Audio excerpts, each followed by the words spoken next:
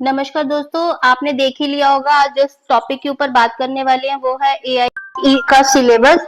बहुत सारे बच्चे इस डायलेमा में हैं कि एआईबीई जो है 19 उसका जो सिलेबस है वो क्या रहने वाला है। वो जो 3 नए लॉज इंट्रोड्यूस हुए हैं, 3 न्यू लॉज इंट्रोड्यूस हुए हैं, वही लॉज आने वाले हैं या हम जो प्रीवियस लॉज थे उन्हीं को स्टडी करें, सीआरपीसी को, आईपीसी को, एविडेंस को, वही पुराने लॉज को स्टडी करें या नए करें। तो जो मेरा मानना है वो ये है कि अभी हो सकता है इस बार एआईबी 19 में पुराने लॉज को ही रखा जाए, क्योंकि देखो अभी तो 1 जुलाई से तो इंट्रोड्यूस होने थे वो। और दूसरी बात ये कि वो बच्चों को कॉलेजेस में भी तो पढ़ाए जाएंगे, जब तक वो कॉलेजेस में नहीं पढ़ाए जाएंगे तब तक वो कैसे उसका टेस्ट या एग्जाम ले सकते हैं।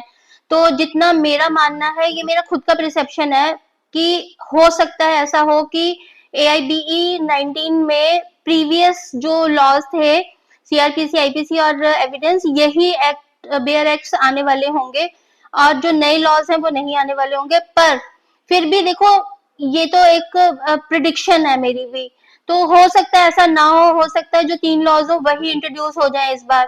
तो लेकिन इसके लिए सबसे बेस्ट वे आउट यही है कि आप लोग अपना do not waste your time, जो रेस्ट ऑफ द बेयर एक्स है उनको थॉरली स्टडी कर लो, उनके इंडेक्स पार्ट को कर लो, और जो प्रीवियस ईयर के क्वेश्चन पेपर आए हुए हैं 2010-12 से लेके 23 तक, वो सारे प्रीवियस ईयर के क्वेश्चन पेपर को एक बार अच्छे से थॉरली कर लो।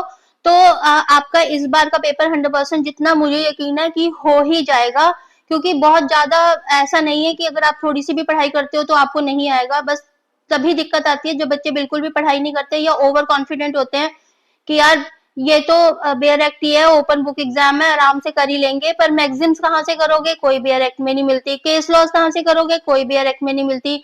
लॉजिकल क्वेश्चंस कहाँ से करोगे, कोई बेयर एक्ट में नहीं मिलते। और बहुत सारे क्वेश्चंस इस बार क्या हुआ था कि डायरेक्ट ना पूछ के इनडायरेक्ट पूछ लिए थे इन्होंने कि अगर ऐसा नहीं होता तो वो किस सेक्शन में मिलेगा, अगर वो ऐसा ना हो तो। नॉट वाले क्वेश्चंस ज्यादा कर दिया उन्होंने। अब वो नॉट वाले क्वेश्चंस के लिए वो लॉजिकल क्वेश्चंस बन गए, तो लॉजिकल क्वेश्चंस में बहुत सारे बच्चे फंस गए। तो वो लॉजिकल क्वेश्चंस तभी आप जवाब दे पाओगे जब आपको उस बेयर एक्ट को आपने एक बार पढ़ा होगा। जब तक बेयर एक्ट को पढ़ा नहीं होगा तब तक नॉट वाले क्वेश्चंस को करना आपके लिए मुश्किल हो जाएगा। तो अभी छोटे छोटे बेयर एक्ट्स हैं जो भी, वो थॉरली एक बार सारे के सारे उनको पढ़ लो।